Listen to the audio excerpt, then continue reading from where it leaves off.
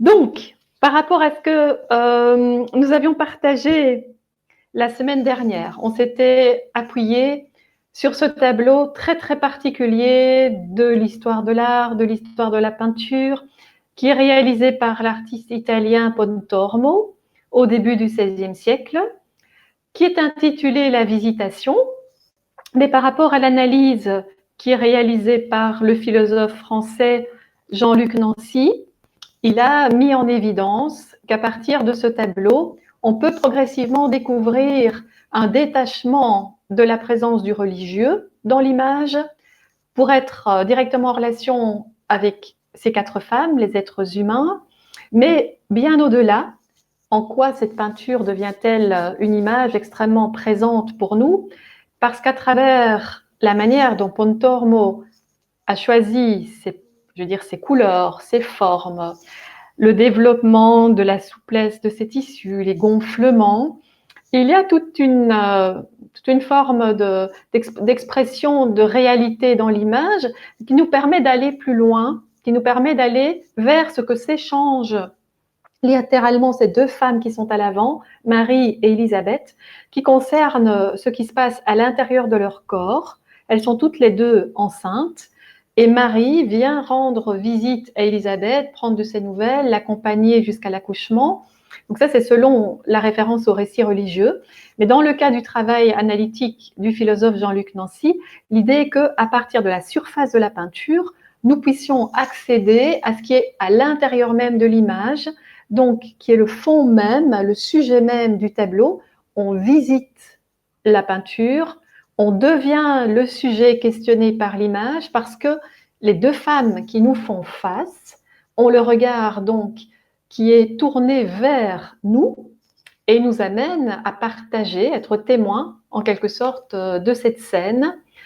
Et cette scène, pour Jean-Luc Nancy, renvoie à la notion même de l'immémorial, c'est-à-dire ce qui nous ramènerait à la notion, je dirais, de l'origine même de l'humanité, les temps les plus lointains, qui à chaque fois est réactualisé par rapport à notre temps d'existence, fait que face à l'image, nous sommes de nouveau dans cette dimension de questionnement philosophique de l'origine, de ce qui est l'avant de la naissance même de l'humanité. En fait, ce sont des éléments qui sont à chaque fois requestionnés par la présence de l'humain dans son existence, qui est évoquée à travers ce tableau ici. Donc, l'immémorial, j'ai reglissé le dernier petit texte que nous avions lu en le retranscrivant donc du livre La Visitation de Jean-Luc Nancy, l'immémorial, ce lieu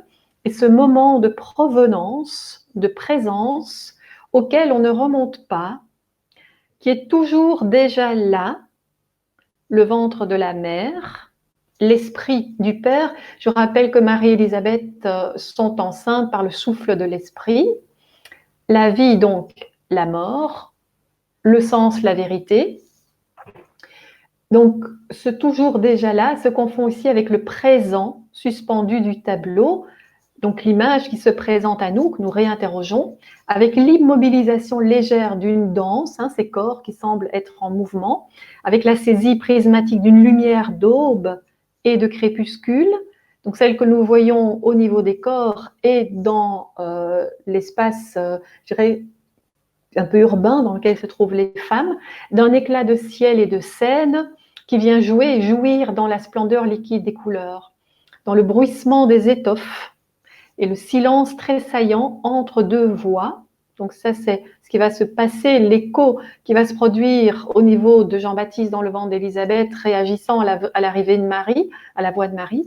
L'échange infini des regards, donc entre les deux mères, et puis relayé par leur homologue qui se trouve derrière, qui nous prend, lui, donc ce regard qui vient nous chercher, qui nous fait voir que ce qui est à voir est tout au fond et tout à la surface, mais rien d'autre que cette immense levée du fond en surface, donc du fond de l'image en surface, c'est-à-dire en même temps grâce aux moyens techniques utilisées par le peintre, c'est-à-dire un choix de couleur, un type de forme, une composition, etc. Du fond et du ventre et du ciel, du fond de la ville et du fond des yeux, toujours déjà là, donc toujours à nouveau à venir, comme le revenir du passé plus ancien que tout passé. Sa visitation toujours reprise en un élan, où la surface elle-même se soulève, se gonfle et tressaille. La peinture ici se surprend à jouir d'elle-même et de ce qu'elle conçoit, à même son plan et sa manière.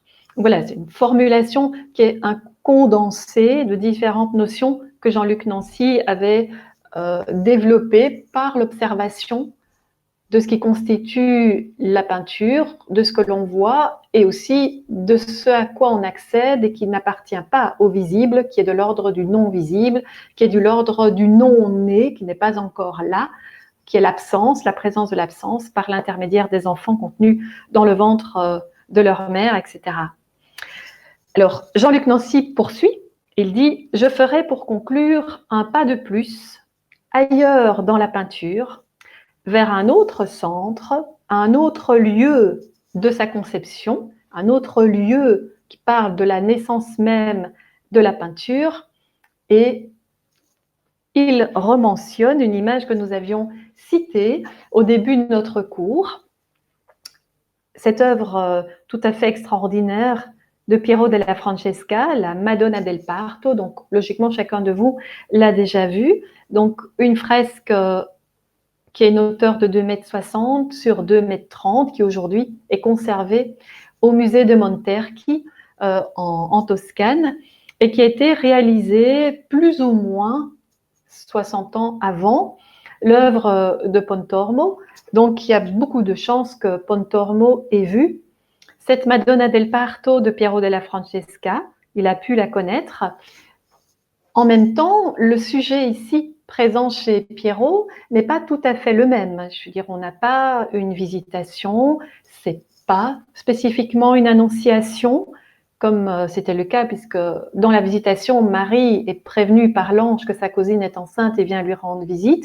Il ne s'agit pas comme tel de l'expression de naissance, mais ce tableau est intitulé en même temps de l'enfantement, et on sait qu'il était vénéré par certaines femmes en couche ou des mères, enfin des futures mères, mais qui avaient des difficultés pour être enceintes. Donc, il y a un élément un petit peu commun. Je vous fais partager la petite description, ça nous permet aussi de remettre l'image précisément dans nos yeux. Donc, la petite description que Jean-Luc Nancy développe dans son livre, il dit ceci: c'est une scène sans statut dans la légende religieuse, comme une scène de pure peinture. Ça, c'est important de reprendre cette notion. C'est une scène de pure peinture. Donc, ce tableau de Piero della Francesca traite de cette dimension de la peinture pure. Donc, au-delà, si vous voulez, du sujet qu'on reconnaîtrait. Alors, il fait la description de cette manière. La Vierge est debout, de face, sous une tente ronde, ouverte par deux anges, qui écartent des portières de lourds tissus. Marie, à la main gauche, appuyée sur la hanche, tandis que la droite se pose sur son ventre largement arrondi, où la robe bleue, délacée, au milieu de sa hauteur, entre parenthèses sans doute pour le confort de la mère, bâille sur une chemise blanche. La main, placée au bord de cette longue fente, est dans une pose indécise. Elle peut retenir le tissu qui s'ouvre tout autant qu'elle peut l'entr'ouvrir, comme prête à pénétrer dans cet évasement sur lequel, de toute évidence, elle attire et elle centre le regard. Ici encore, mais d'une autre manière, on accède visiblement à l'invisible ventre et à l'invisible dans le ventre. Tout le tableau n'est qu'ouverture. Ouverture l'une sur l'autre et jusqu'au fond, lequel n'est autre que le tissu capitonné de la tente, dont la surface elle-même, ouverte et levée, manié par les anges et par la Vierge. Sur le côté gauche du ventre, une fente similaire, certainement aussi ménagée pour la grossesse, présente non le blanc d'un linge, mais la teinte du fond capitonné. Donc voilà le début du descriptif qui est posé par Jean-Luc Nancy, mais en même temps, il mentionne que suite au regard posé sur cette fresque, Marc Chagall aurait, en 1913, réalisé cette peinture intitulée « La femme enceinte » ou « Maternité », donc un travail qui a près de 2 mètres de haut, conservé au Stedelijk Museum d'Amsterdam. Donc vous retrouvez une figure assez similaire, donc le personnage féminin que l'on voit de face et qui de son bras gauche à elle désigne avec l'index bien dirigé l'enfant qui est présent donc dans son ventre, lui positionné debout, puis vous avez tout l'environnement assez habituel chez Chagall, ces rapports différents d'échelle aussi, entre les maisons, l'expression du village, la lune, les animaux qui semblent flotter dans le ciel. Donc, il y a quelque chose d'assez similaire dans la manière de venir déployer cette référence à la femme enceinte et peut-être même, comme dans la tradition orientale, nous l'avions mentionné, de montrer l'enfant qui est contenu dans le ventre. Jean-Luc Nancy se rapproche encore de nous, donc va faire une évocation d'une artiste qui est encore plus notre contemporaine, une artiste franco-suisse, Agnès Thurnauer, qui dans ce travail intitulé « Autoportrait énonciation » de 1999, propose également de voir une partie du corps féminin couvert de cette robe bleue, et vous découvrez aussi que dans la fente, il y a une main qui se glisse, donc qui pose un geste précis au sein du corps, qui traduisent cette idée d'être une action extrêmement forte, extrêmement vécue. On aura l'occasion de revenir à ce travail-là. Alors, Nancy poursuit en disant « Je ne veux pas plus m'arrêter à ce tableau, c'est-à-dire celui de Piero della Francesca, je veux aller tout droit à ce qui, tout près de nous, en est une sorte de mémorial. » Donc, à partir de ce tableau de Piero della Francesca. Et voilà qu'il rementionne Simon Antaï, dont nous avions parlé par l'intermédiaire de 2 livres et de correspondances importantes entre le philosophe et le peintre. Sachant que donc dans la série des taboulas, si vous vous souvenez, dans cette période de pliage, dans la 3e phase de pliage, donc dite les taboulas, il y a un travail de 1915 qui porte cet intitulé Del Parto. Alors comme dit Nancy, il n'y a plus de vierge, donc il n'y a plus du tout de figuration humaine, elle a disparu. Il y a juste la mention Del Parto qui apparaît. Et comme pour Piero della Francesca, Jean-Luc Nancy mentionne que chez Simon Antaï, c'est une pratique de la peinture qui est totalement dédiée à la peinture. Si vous vous souvenez, Antaï avait essayé de déployer un geste à travers lequel il nous ramenait vraiment à la réalité de la peinture pour elle-même, c'est-à-dire partant de rien, partant juste de la matière. On est dans un grand format, 2,55 m sur 3,20 m. Si vous vous souvenez de certaines vues de l'atelier d'Antaï, il est complètement enveloppé par la toile. Il réalise tous les différents nœuds et puis la toile lentement est couverte de peinture. Il ne sait pas ce qui se passe à l'intérieur même de la peinture et il ne découvre qu'au moment où il enlève, fait sauter les nœuds, et tend la toile devant lui. Et à partir de ce moment-là, donc, il y a cette structure avec une certaine géométrisation qui se déploie et qui est simplement donc le résultat d'un geste qui était conduit dans la matière avec les pigments sans savoir quel est le résultat qu'il va obtenir. Donc, pour Nancy, c'est vraiment le moment où Antaï interroge la peinture et cherche à comprendre ce qu'elle est, cette notion de peinture pure. Donc, il parle d'une surface, d'une pâte qui a été étalée, qui est offerte et qui permet donc de s'ouvrir. Quand Antaï déploie sa toile, elle s'ouvre. Cette ouverture se fait sur l'espace même de la peinture. Il n'y a pas d'autre contenu, il n'y a pas d'autre signification. Tout apparaît comme étant sur un plan à travers des plis qui ont été maniés. Et vous avez ce rapport donc de la surface nous renvoyant au fond, de l'extérieur nous renvoyant à l'intérieur même de l'image. Donc imaginez tous ces plis, cette toile qui est repliée sur elle-même.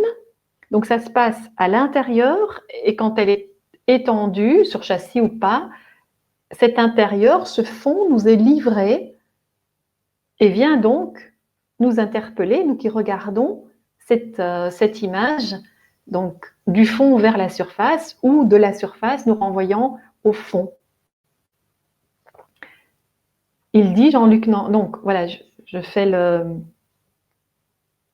lien donc en prenant un détail de la Tabula de 75. Vous voyez très bien la relation qui se met en œuvre avec le fond capitonné de la tente derrière Marie. Alors, je trouvais aussi extrêmement délicat, en regardant de plus près Marie, au niveau de sa robe bleue, vous voyez, il y a un petit liseré blanc. Et voilà, ma proposition est aussi de voir que là où la peinture n'a pas pu se déposer, s'inscrire à l'intérieur même de la trame de la toile, vous avez cette séparation blanche entre les différentes zones de peinture. Quelque chose de cette délicatesse du blanc utilisé chez Pierrot que je mets visuellement en relation avec ce résultat obtenu par Antaï. Donc, Jean-Luc Nancy de dire la toile, donc chez Antaï, reprend à la fois sur un même plan la robe doublement fendue et l'abside capitonnée de la tente. Tout est allé par le fond en venant à la surface, donc selon la démarche, la gestuelle employée par Antaï à travers le pliage. Comme chez Pierrot, comme chez Pontormo, mais peut-être comme dans toute peinture. L'intimité repliée du sujet du tableau, donc ce qui se trouve au fond, à l'intérieur d'eux. Ou dit autrement, la présence énigmatique, l'énigme d'une présence réelle. Et qui, dans le processus d'entaille, donc se déplie, la toile se tend, elle se déploie dans le plan du tableau. Le développement de Nancy est très clair. Si vous gardez bien à l'esprit le processus créatif d'Antaï. Donc Antaï a une grande toile, 2,55 m, 3,20 m, il le rappelle. Cette toile est nouée. Elle va être partiellement couverte par la peinture, sauf à l'endroit des nœuds. Donc, à l'intérieur se passe quelque chose, l'intimité, elle est repliée, cette intimité. Antaï ne voit pas ce qui advient. Et au moment où il laisse donc s'ouvrir cette toile, cette présence énigmatique se déploie et s'offre à nous sur le plan donc du tableau. La surface ainsi levée, tendue, très grande, n'est que le lieu des fentes que vous voyez donc le blanc, la zone de réserve, et de leur danse brillante, de leur crépitement, dans la couleur que Antaï tient à désigner lui-même ce caput mortuum, qu'il nomme au bout d'une énumération de terres diverses. La terre, la lumière de la terre et non du ciel, la mort, la vie, le fond et l'ouverture. Dans les deux ouvrages que j'avais utilisés d'échanges entre Jean-Luc Nancy et Antaï, je n'ai aucun souvenir de la mention chez Antaï de pigments utilisés, de noms de pigments. Peut-être vous vous souvenez dans la peinture rose, cette peinture qui avait été constituée en 58 à travers une année de travail au quotidien par le dépôt d'encre de couleurs différentes, recopiant des parties de textes philosophiques, de textes spirituels, sacrés. Et finalement, on perdait la lisibilité des mots et ces matières colorées se déposant donnaient la sensation du rose qui était pour Antaï l'expression même du mystère.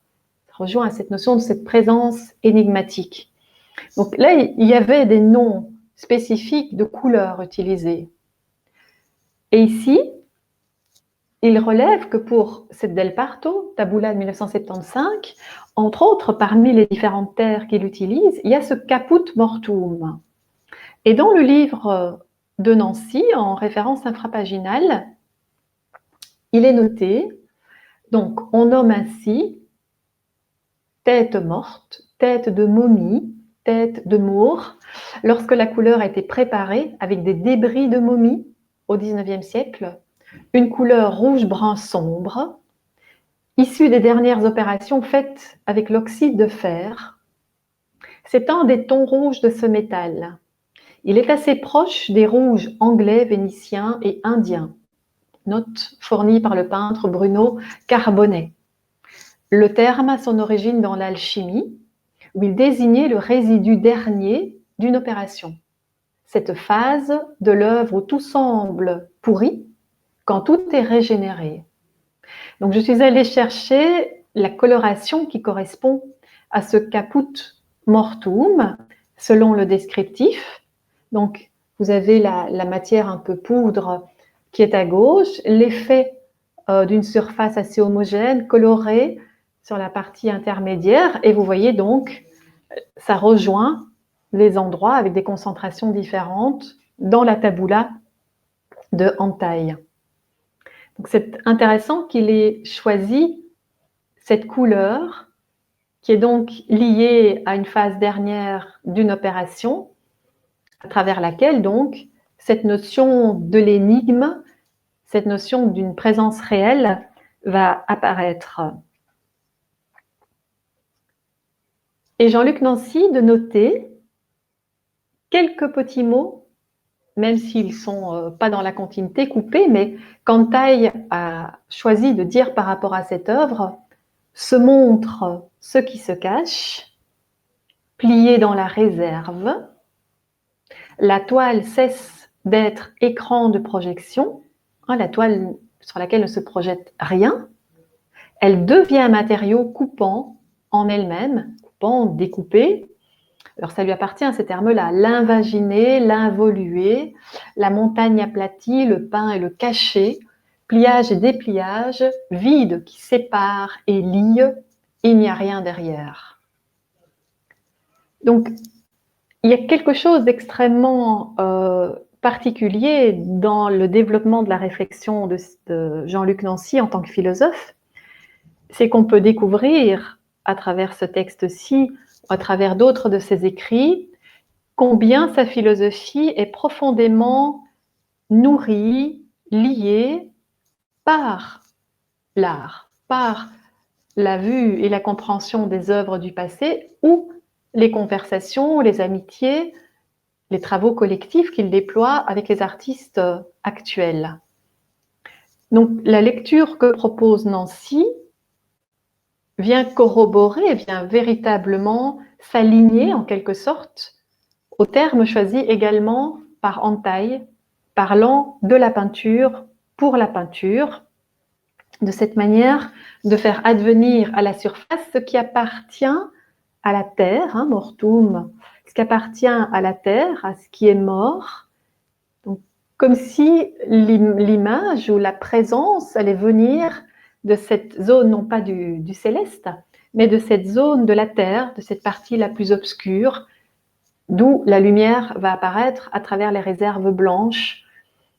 Donc, c'est extrêmement intéressant de découvrir que la teinte employée par Antaï est extrêmement choisie par rapport à l'effet que cette taboula va produire et qui est dans la continuité de cette notion, de cette présence énigmatique contenue dans le ventre, soit de la Madonna del Parto chez Piero della Francesca, soit à travers cet échange qui tressaille dans les ventres de Marie et d'Élisabeth.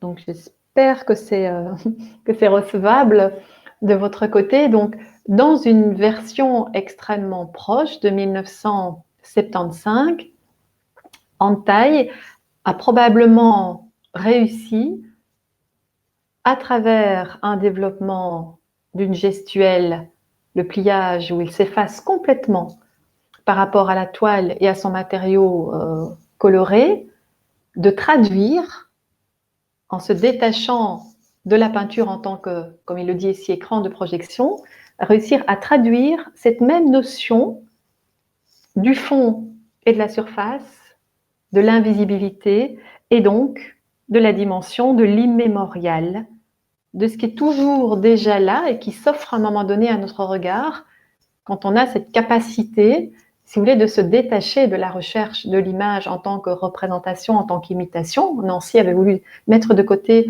cette réalité-là de l'image et de tendre à s'imprégner profondément de cette venue au monde, de cette présence qui s'offre à nous.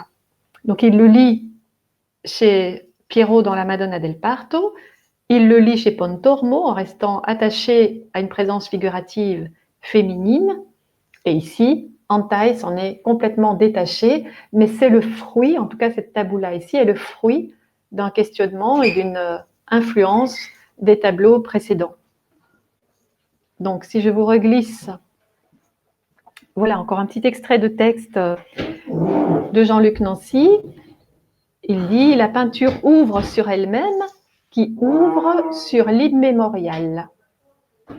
Donc la présence, cet immémorial, la présence toujours déjà et toujours encore là, inépuisablement retirée en soi, inlassablement exposée devant nous, ventre traversé d'un tressaillement, donc ça c'est par rapport aux enfants, qui sont dans les ventres de Marie et d'Élisabeth, nous-mêmes avant de naître, après de mourir. Donc nous redevenons, en tant que spectateurs, le sujet particulier de l'image, comme s'il y avait une évidence de cette présence en tant que sujet à cette question de la mémoire infinie, à cette question de l'origine même de l'humanité. Il redit, la peinture ne cherche pas à reproduire pour se remémorer. Il disait que l'art n'était pas mis en œuvre pour garder le souvenir ou la mémoire d'eux. Donc la peinture ne cherche pas à reproduire. Pour se remémorer, elle double la chose. La peinture ne rend pas visible, elle met invisible en lumière. Donc invisible, ce que nous ne pouvons pas voir, ce qui est dans l'image des mères contenu dans leur ventre, mais ce à quoi nous pouvons être sensibles, ce qui peut nous parler. Donc la peinture aurait comme fonction, comme rôle principal, de mettre invisible en lumière. Elle porte et emporte invisible, donc dans les pigments, dans les plis de son enluminure. Donc ça, vous pensez en taille. Donc la peinture est faite d'une relation entre le pigment, la matière colorée, et le matériau, le support qu'est la toile. Dans le cas d'Antaï, les plis et la couleur se déposant sur cette toile plissée vont, au moment où la toile est ouverte, où elle s'offre à nous, elle se livre en pleine lumière. Donc, la peinture emporte cette part invisible à travers ce qui la constitue, donc ses pigments et ses plis. Dans son enluminure, c'est un autre terme pour désigner mettre en lumière. Donc la peinture, c'est ainsi qu'elle porte la vérité de la représentation. Ce terme, Nancy va le préciser, car celle-ci n'est reproduction, entre guillemets, que pour autant qu'elle est d'abord, dans son mouvement essentiel, comme dans le sens premier du mot, représentation, c'est-à-dire mise en présence, une présentation autre, donc une présence autre. Une mise en présence, c'est-à-dire l'intensité d'une présentation dans le désir de porter au jour, de faire apparaître, de donner naissance, la présence d'avant le jour, la présence donc de ce qui nous convoque cette notion de l'immémorial qui est réactualisée chaque fois que nous avons cette qualité de relation de l'image qui se fait présence face à nous. Donc, Jean-Luc Nancy re-questionnait cette dimension de la représentation. Pour lui, l'image n'est pas une représentation, c'est-à-dire ne reproduit pas, n'imite pas, ne ressemble pas. L'image est une mise en présence, une autre forme d'intensité de présentation. Et là, dans le travail d'Antaï, dans le travail de Pontormo, dans le travail de Piero, on est dans cette même qualité de cette présence toujours déjà, toujours encore là, dit-il. Donc en fait, depuis autant de siècles, et encore, je l'espère, pour autant de siècles, il y aura un moment donné, pour certains qui s'arrêtent devant cette image, cette relation intensifiée d'une présence et d'une prise de conscience de ce qui fait, à chaque fois, qui est totalement universel, hein, qui fait écho à qui nous sommes en tant qu'êtres humains, appartenant à l'humanité. Et la question métaphysique fondamentale, cette énigme de l'origine du monde, qui est donc en relation avec cette notion de l'immémorial dont parle Jean-Luc Nancy.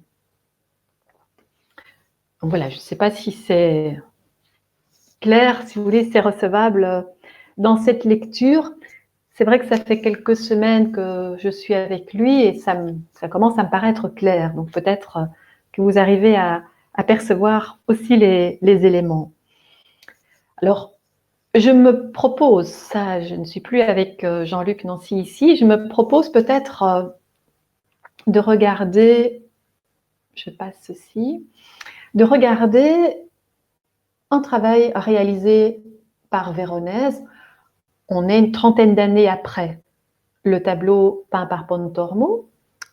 Il s'agit ici d'une peinture donc réalisée dans une salle importante d'une villa, Villa Barbaro, à Mazères.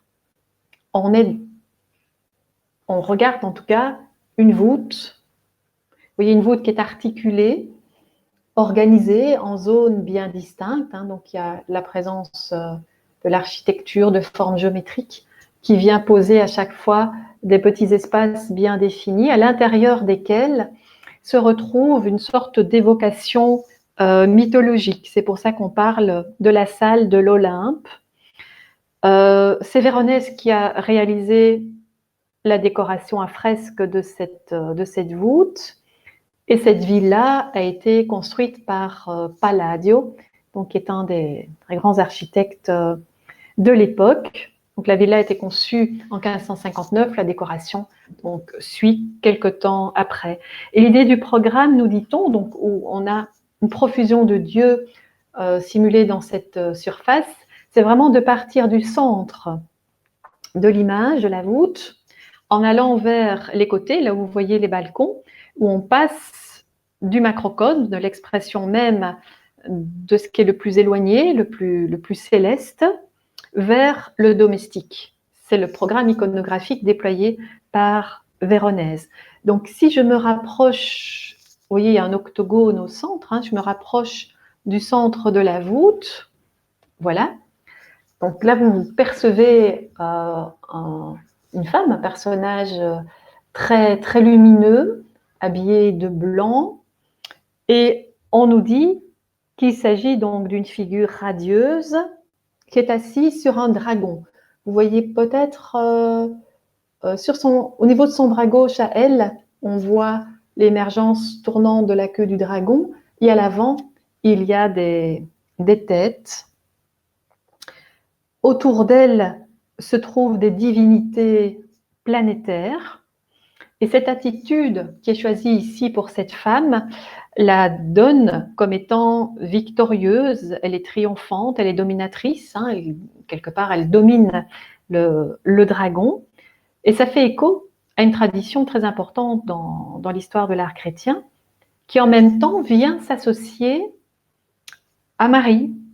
Marie qui est la nouvelle Ève, qui foule des pieds le serpent, qui est le serpent du péché originel, ou si on retourne au niveau de l'Apocalypse, c'est cette même idée, un signe grandiose, nous dit-on, apparaît dans le ciel, une femme, et le soleil l'enveloppe. Donc, on le trouve dans l'expression de l'Apocalypse comme on le trouve au niveau du Nouveau Testament, avec Marie étant la nouvelle Ève.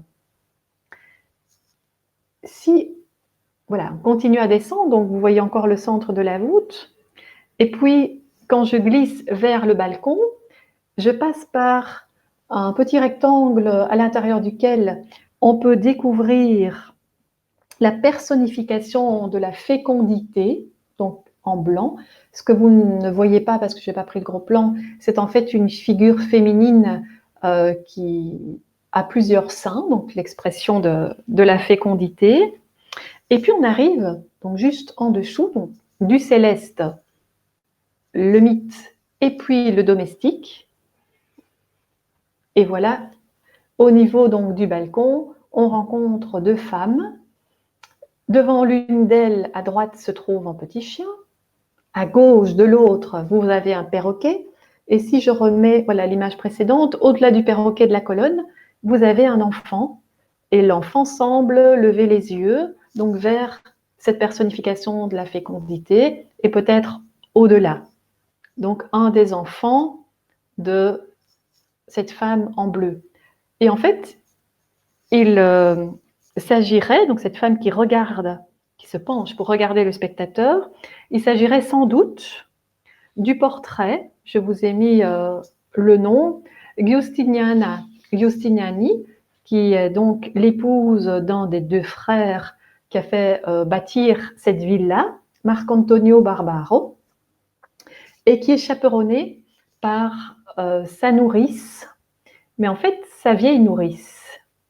Quand on la voit de plus près, on découvre un visage peut-être sévère, un peu masculin, très ridé, accompagné donc du chien.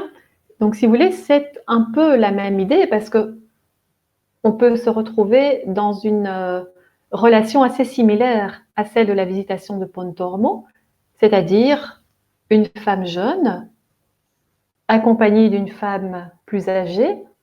Pourquoi quelque part de nouveau cette relation, alors qu'ici on n'est pas du tout dans un contexte religieux. Donc, ce serait de voir, est-ce que c'est une sorte de visitation profane? Est-ce qu'on aurait utilisé cette même référence pour l'adapter en même temps à la décoration de la villa, mais en insérant donc les propriétaires de la villa, probablement amenés à développer ses maternités, développer sa famille. Donc curieusement, elle est aussi accompagnée de cette vieille nourrice. Est-ce qu'elle est donc de l'ordre de Marie et d'Élisabeth de l'autre côté?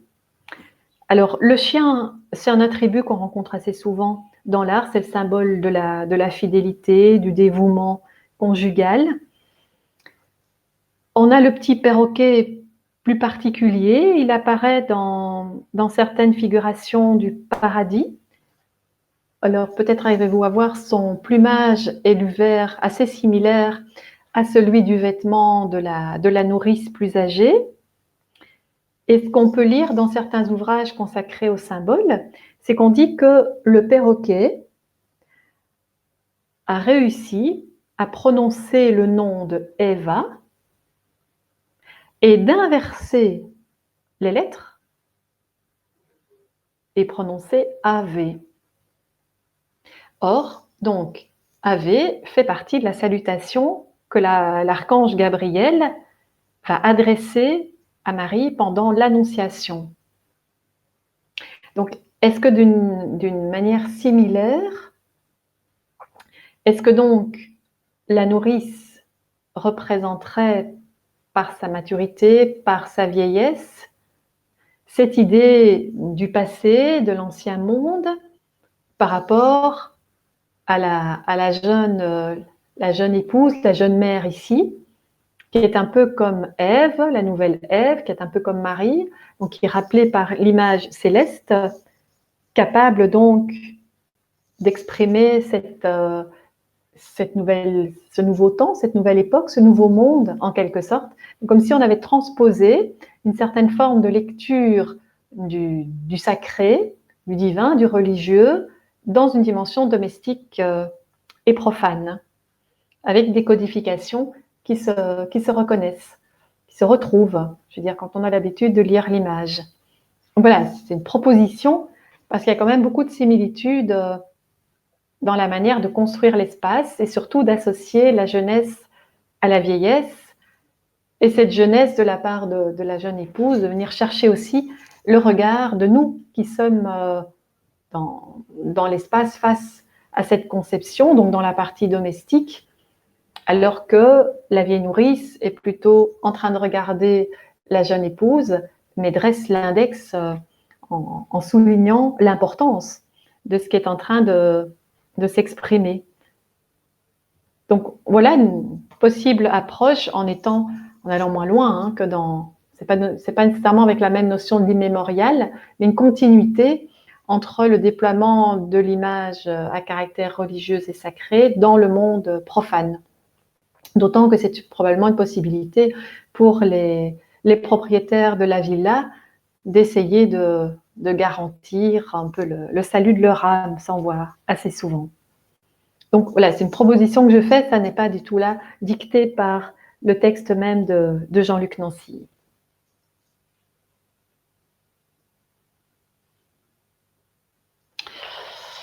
Alors, je vous disais, il y avait cette image réalisée par cette artiste franco-suisse, Agnès Tournauer. Donc là, je suis tout à fait sincère avec vous, c'est une artiste que je ne connaissais pas du tout, mais que Jean-Luc Nancy donc mentionne, établissant un lien possible depuis l'image de Pontormo. Donc après celle de Chagall, intervention encore plus proche de nous que celle de Antaï, donc voilà différents liens qu'il établit. Donc Agnès Tournauer est née en 62. Il y a plusieurs images sur Internet, on peut la voir dans son atelier. Celle-ci date de 2015. Donc elle tient à la main un travail en 3 dimensions. Vous voyez, elle empile des éléments faits en terre. En même temps, dans la partie ombre de l'atelier, vous voyez sur le sol l'approche comme de lettres, de formes en fait, qui sont celles qu'elle tient dans la main. Elle va aussi le travailler en 3 dimensions. Puis derrière elle, qui est en déplacement, en mouvement, traversant donc l'atelier, vous voyez 2 travaux en relation avec le corps humain, qui est extrêmement important pour elle. Donc voilà, je me rapproche de l'un d'eux. Un autoportrait. Donc elle va beaucoup travailler cette notion du nu, cette notion de l'autoportrait, conçu à partir de crayons de couleur sur toile, 1m30 sur 1m95, donc en 2015. Donc sur la partie droite, vous voyez un autre corps qui enlève un pull, donc proche, si vous voulez, du dessin qui se trouve par terre, qui est aussi donc autoportrait, même celui qui est dressé dans l'atelier, avec toujours cette, comment je vais dire ça, cette cohabitation dans l'image d'une partie de son corps nu, associée à la présence donc du vêtement, qui en même temps vient couvrir le corps, impliquant la relation entre le grain de la peau et la texture qui est déployée par les crayons de couleur, traduisant donc le vêtement ou le gant. Voilà encore une autre vue de cet atelier. Vous pouvez découvrir au fur et à mesure de l'approche, quand on s'attarde un peu, il y a quantité d'éléments, on sent vraiment cet espace de travail, de recherche. Vous avez des mots, vous avez une référence à des articles de journaux inversés. Vous avez des corps dynamiques qui apparaissent sur ces fonds couverts de texte. Vous voyez aussi, peut-être si vous le connaissez, le tableau de l'origine du monde de Courbet, qui apparaît donc au centre du mur le plus lointain pour nous. Donc en fait, ce qu'on découvre dans son atelier, c'est que quand on voit des photos de parties de son atelier, les tableaux sont positionnés en construisant une sorte de dialogue entre eux, en même temps qu'elle travaille donc à plusieurs réalisations en même temps. Et l'atelier, pour Agnès Turnauer, est un lieu essentiel. C'est là que tout se passe. C'est là qu'elle se documente, c'est là qu'elle vient faire écho à d'autres moments de l'histoire de l'art. C'est là qu'elle interagit, comme elle le dit, avec la fureur du monde, avec la beauté du monde. Et elle s'exprime en disant que son atelier est une pièce qui est en retrait du monde. C'est parce qu'il est en retrait qu'elle peut justement dialoguer avec le monde. Et elle dit qu'elle apparente son atelier à Lascaux. Alors, dans un livre que j'ai acheté concernant une partie de son travail qui a été publié en 2001, il y a un texte qu'elle écrit et elle dit « Je pense souvent à Lascaux comme au lieu de naissance, de représentation de première nécessité. Cet espace sur les parois duquel je peux transcrire les figures par lesquelles je suis traversée. » Donc, le site de Lascaux en Dordogne, qui présente des traces graphiques qui sont laissées par donc, les premiers hommes, Agnès Turnauer y associe des figures qui la traversent. Et la démarche de création qu'elle applique est pour elle aussi d'une première nécessité. Comme elle l'est pour les premiers hommes, elle l'est pour elle. Elle continue en disant « C'est Lascaux que je cherche en travaillant ». Donc, elle cherche en travaillant dans son atelier en retrait du monde, ce lieu de naissance de la représentation. Donc, elle dit « C'est Lascaux que je cherche en travaillant quand je me tiens en suspens dans ce qui vient sur la toile, dans le temps du geste créatif, au moment où sont présentes toutes les questions, les hésitations, les fulgurances. » Elle continue « C'est Lascaux où je suis lorsque, à l'atelier, dans cette pièce en retrait du monde, tous les silences et les bruits me parviennent, amplifiés à l'extrême, plus nus, plus lisibles qu'ils ne le sont sur le lieu même de leur émission. » Donc j'y perçois dans cet atelier, en même temps qu'elle est en retrait, une forme accentuée de la réalité sensorielle, parce que justement elle est détachée des choses. Donc si vous voulez, l'atelier, quand on la voit se déplacer, c'est un lieu de traversement, c'est un lieu très poreux, il y a un lieu où elle filtre la réalité du monde.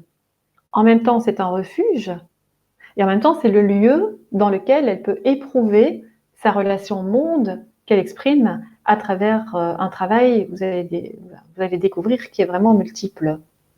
Tout peut être entendu alors et tout peut se dire en peinture. Plus de passé ni d'avenir, plus de proche ni de lointain. Ce qui fait sens fait corps pour faire tableau. Donc, la majorité de la forme qu'elle va utiliser, c'est le corps humain. Donc ce qui fait sens fait corps pour faire tableau. Et le corps auquel elle se réfère le plus, c'est son propre corps. Ainsi se sont amalgamées récemment certaines figures des athlètes de Sydney, celles de danseurs dans des chorégraphies, et la découverte d'un corps déchu dans une descente de croix de Rembrandt. Donc, si vous voulez, un rassemblement de corps d'époques différentes, de thématiques différentes, tout est relié dans une même image. Elle continue, aucun n'était plus contemporain qu'un autre, ni plus humain, ni plus vivant. Tous convoqués dans la grotte, et c'est de leur dialogue qu'est né le tableau.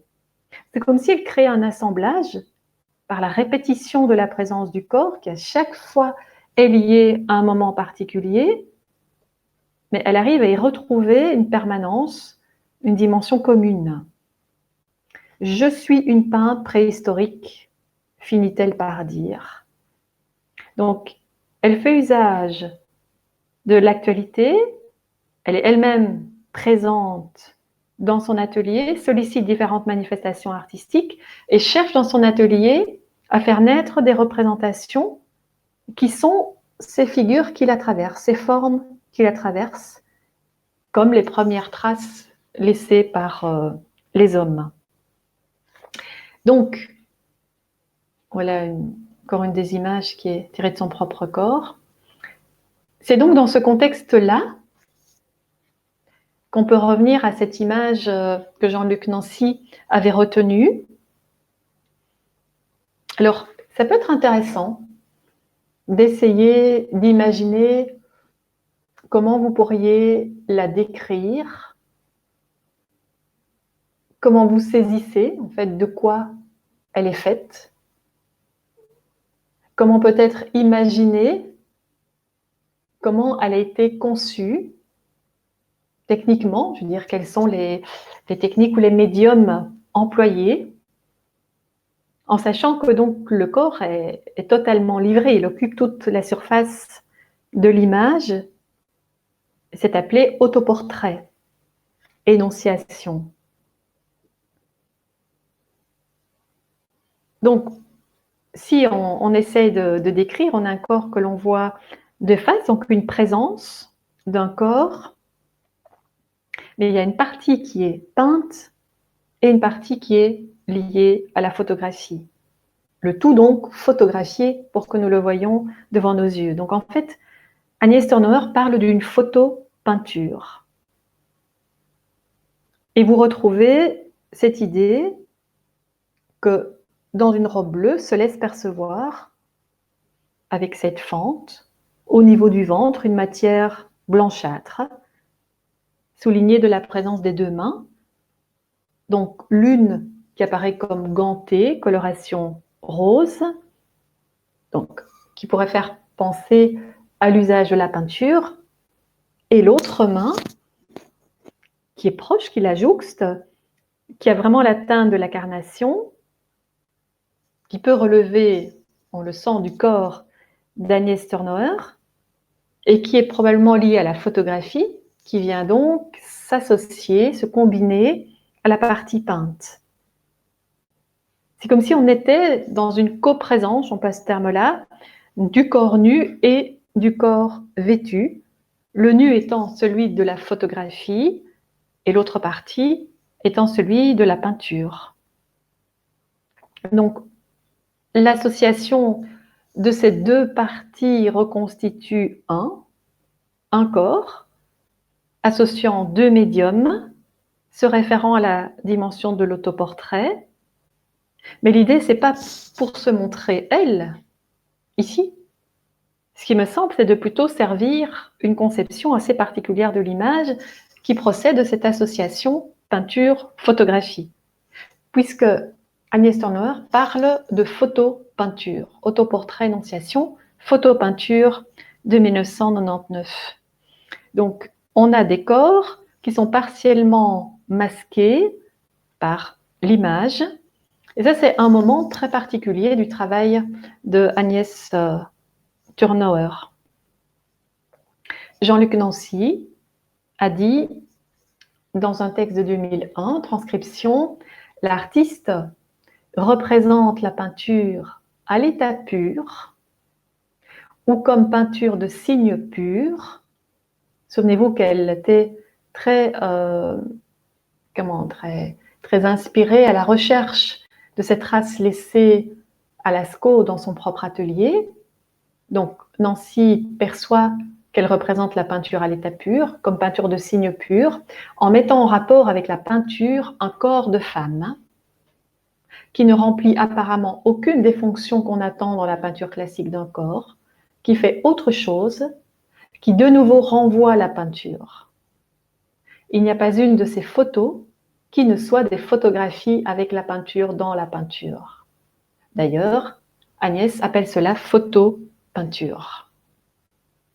Donc de nouveau, ce qui est assez étonnant, on pourrait se poser la question, tiens, est-ce qu'il n'y a qu'avec l'image produite par Pontormo de la visitation, cette visitation de Carmignano, ou avec la Madonna del Parto de Piero, ou encore la Tabula d'Antaille, qu'on est dans la peinture pure qui fait advenir cette énigme de la présence. Et voilà qu'en fait, il va retrouver cette même qualité de présence intensifiée dans le travail de cet artiste voilà, qui est très très proche de nous et qui en viendrait par le tableau à interroger une certaine qualité de peinture. Donc, ce que nous allons faire, donc je m'arrête ici, je coupe, attendez l'enregistrement.